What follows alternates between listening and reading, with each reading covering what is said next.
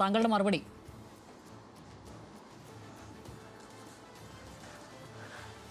അല്ല, തീർച്ചയായിട്ടും സാറ് പറഞ്ഞത് ഇപ്പോൾ കേന്ദ്രത്തിനെതിരെ വളരെ ശക്തമായിട്ട് പറഞ്ഞുകൊണ്ടിരിക്കുന്നതാണ് ഇവിടെ മുഖ്യമന്ത്രിയും സർക്കാരും. കഴിഞ്ഞ ദിവസവും നീതി ആയോഗിൻ്റെ മീറ്റിങ്ങിൽ പോയപ്പോൾ നീതി ആയോഗിൻ്റെ ഡെവല്യൂഷൻ അടക്കമുള്ള കാര്യങ്ങളെക്കുറിച്ച് വളരെ സ്ട്രോങ് ആയിട്ടുള്ള ഒരു സ്റ്റാൻഡ് പ്രസൻറ്റ് ചെയ്തത് കേരളത്തിൻ്റെ മുഖ്യമന്ത്രി തന്നെയാണ്. ഇപ്പോൾ ഡോക്യുമെൻറ്റിനകത്ത് നോക്കുകയാണെങ്കിൽ ഇപ്പോൾ നമ്മൾ തൊഴിലുറപ്പിനെ കുറിച്ച് പറയുന്നിടത്ത് പോയിന്റ് നമ്പർ 103 കൃത്യമായിട്ട് കേന്ദ്ര സർക്കാരിൻ്റെ നയങ്ങൾ കാരണം, തെറ്റുകൾ കാരണം തൊഴിലുറപ്പ് 200 കോടി രൂപ സ്റ്റേറ്റ് കോൺട്രിബ്യൂഷൻ ഉണ്ടായിരുന്നത് ഇന്ന് 2000 കോടിയായി മാറി.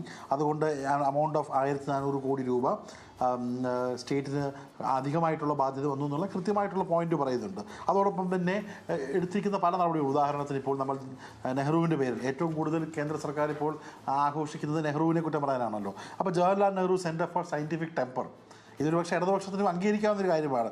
New scheme call Jawaharlal Nehru for scientific temper will be introduce to promote scientific awareness.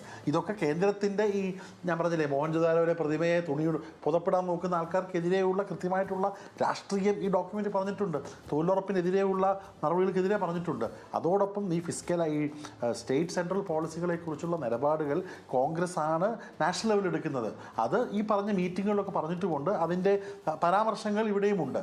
നമ്മൾ ഏറ്റവും ഫൈറ്റ് ചെയ്യുന്ന ഫൈറ്റിൽ യാതൊരു ഡൈല്യൂഷനുമില്ല. ഈ ഡോക്യുമെൻറ്റിൽ കൃത്യമായിട്ടുള്ള സാറ് പറഞ്ഞതുപോലെ തന്നെ ഫിനാൻഷ്യൽ സ്റ്റേറ്റ്മെൻറ്റാണ് നമ്മുടെ ആസറ്റ്സിൻ്റെ ലയബിലിറ്റീസും കാര്യങ്ങളും അത് കൃത്യമായിട്ട് പറഞ്ഞു വരുന്നുണ്ട്. അതിനോടൊപ്പം നിലപാടും പറഞ്ഞു വരുന്നുണ്ട്.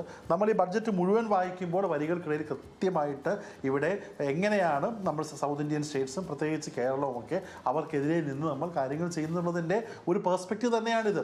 ഈ പറയുന്ന മാരിടൈം ലോ നോക്കൂ. മറ്റാൾക്കാരൊക്കെ ആണെങ്കിൽ മാരിടൈം കാര്യങ്ങളെല്ലാം വിൽക്കാമെന്നാണ് പറഞ്ഞത്. അത് പറയുന്നില്ലല്ലോ. നമ്മൾ PPP മോഡലിലും അതോടൊപ്പം നമ്മുടെ കാര്യങ്ങൾ സംരക്ഷിച്ചുകൊണ്ട് മുന്നോട്ട് പോകുക എന്നുള്ള കൃത്യമായിട്ടുള്ള മെസ്സേജ് ഇതിൽ കൊടുക്കുന്നുണ്ട്. അപ്പോൾ ആ രാഷ്ട്രീയം ഈ ഇക്കണോമിക് ഡോക്യുമെൻ്റിലുണ്ട്. അല്ലാതെ അദ്ദേഹം തന്നെ ഇതേ ചോദ്യം ബഹുമാനപ്പെട്ട മുഖ്യമന്ത്രി ചോദിച്ചപ്പോൾ അദ്ദേഹം പറഞ്ഞൊരു മറുപടി കറക്റ്റാണ്. എല്ലാ ദിവസവും പുറപ്പുറത്ത് പോയിട്ട് ഞാനെന്ന് കേന്ദ്രത്തിന് പറയേണ്ട ആവശ്യം എനിക്കില്ല. ഞാൻ പറയുന്നുണ്ട്, ഞാൻ കൺവിൻസ്ഡാണ്. മിനിഞ്ഞാത്ത നീതി ആയോഗിൻ്റെ മീറ്റിങ്ങിൽ ഞാൻ പറഞ്ഞു. അതാണ് എനിക്കും പറയാനുള്ളത്. നമ്മൾ കൃത്യമായിട്ടുള്ള നമ്മുടെ നിലപാടും പ്രവർത്തികളുമാണല്ലോ, അത് കൃത്യമായിട്ട് തന്നെ കാണുക തന്നെ ചെയ്യും. ഒരു സംശയവുമില്ല. ഈ ഡോക്യുമെൻറ്റിൽ ഈ പറഞ്ഞ തൊഴിലുറപ്പ് അടക്കമുള്ള മേഖലകളിൽ ആ കാര്യങ്ങൾ പരാമർശം നടത്തിയിട്ടുമുണ്ട്.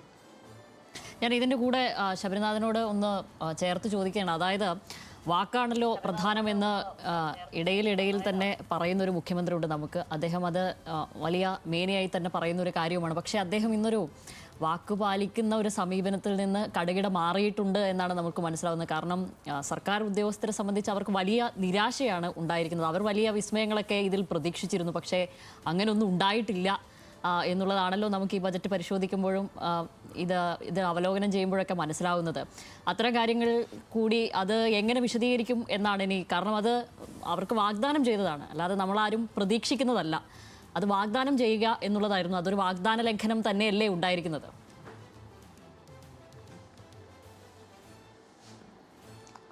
നമ്മളതിനെ എങ്ങനെ കാണുന്നത് പോലെയാണ്. ശരിയാണ്, NGO അസോസിയേഷൻ്റെ മീറ്റിങ്ങിൽ അദ്ദേഹം ഒരു വാക്ക് നൽകിയപ്പോൾ എല്ലാവരും അത് ഇപ്പോൾ തന്നെ കാര്യങ്ങൾ നടക്കുമെന്ന് വിചാരിച്ച് കാണും. പക്ഷെ അദ്ദേഹം പറഞ്ഞ കാര്യങ്ങൾ എന്താണ്?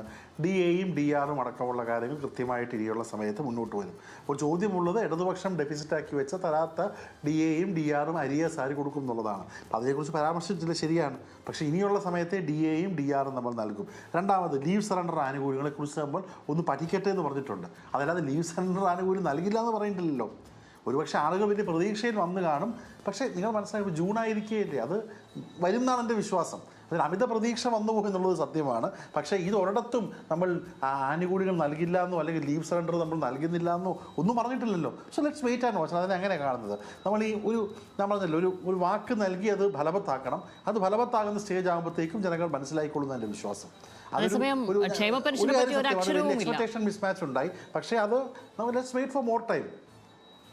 ക്ഷേമ പെൻഷനെ പറ്റിയും ഒരു അക്ഷരം. ക്ഷേമ പെൻഷനുകൾ നമ്മുടെ നിലപാടിലുണ്ടല്ലോ. 3000 രൂപ പെൻഷനാക്കും.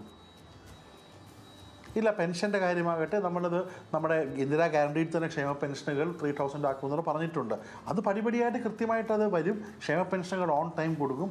അത് കൂടുതൽ സ്ട്രീം ലൈൻ ചെയ്ത് എങ്ങനെ എത്തിക്കാം എന്നുള്ള ചർച്ചകൾ നടന്നുകൊണ്ടിരിക്കുകയാണ്. അതുപോലെ തന്നെ ആശാ വർക്കർമാരുടെ 3000 രൂപ കൂട്ടിയത് ജൂൺ 1 നമ്മൾ കൂട്ടി.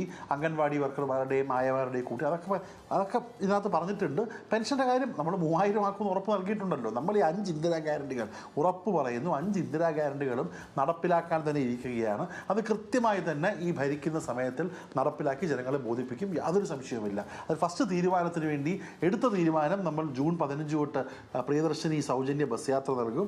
അതിനുവേണ്ടി പണം അലോക്കേറ്റ് ചെയ്തിട്ടുണ്ട്. ഇനി വരുന്ന സമയത്ത് ഉമ്മൻചാണ്ടി സാറിൻ്റെ ഇൻഷുറൻസ് സ്കീമും അതോടൊപ്പം ഈ പെൺകുട്ടികൾക്കുള്ള 1000 രൂപയും അതോടൊപ്പം ഓൺട്രപ്രണേഴ്സിനുള്ള 5 ലക്ഷത്തിൻ്റെ പലിശരഹിത വായ്പയും അതോടൊപ്പം പെൻഷനും ഒക്കെ അത് വഴിയേ നടന്നുകൊള്ളും. ഒരു സർക്കാരിൻ്റെ ഒരു 1-ാം മാസത്തിൽ നടക്കുന്ന ഒരു നിങ്ങൾ അവിടെ അവസ്ഥ മനസ്സിലാക്കണം. ഒരു ബഡ്ജറ്റ് അവതരിപ്പിച്ചു, അതിനുശേഷം ആ ബഡ്ജറ്റ് അവതരിപ്പിച്ചിട്ട് ഒത്തിരി കമ്മിറ്റ്മെൻറ്റ്സ് ഉണ്ടായി, ആ കമ്മിറ്റ്മെൻറ്റ്സ് ഓണർ ചെയ്യുന്നു. അതേ സമയത്ത് കഴിഞ്ഞ ബഡ്ജറ്റിൽ ശ്രീ ബാലഗോപാലിൻ്റെ അവസാനത്തെ ബഡ്ജറ്റിൽ കിട്ടുമെന്ന് വിചാരിച്ചിരുന്ന ഏകദേശം 20,000 കോടി രൂപ കുറച്ചാണ് സർക്കാരിന് കിട്ടുന്നത്. അപ്പോൾ നമുക്ക് 33,000 കോടി രൂപ കൊണ്ട് ഇനിയും ഭരിക്കാമെന്ന് വിചാരിച്ച് സർക്കാർ അധികാരത്തിലേക്കുമ്പോൾ അതിൽ ഏകദേശം 10,000 രൂപ റവന്യൂ ഡെഫിസിറ്റ് ഗ്രാൻഡ് കിട്ടുന്നില്ല എന്നും അതോടൊപ്പം GST കാൽക്കുലേഷനിൽ കണക്ക് കുറച്ചു വരുമെന്ന് മനസ്സിലാക്കി നമ്മുടെ മനസ്സിലെ പ്രതീക്ഷയിൽ നിന്ന് അതിൻ്റെ 1/3 പോലും കിട്ടുന്നില്ല.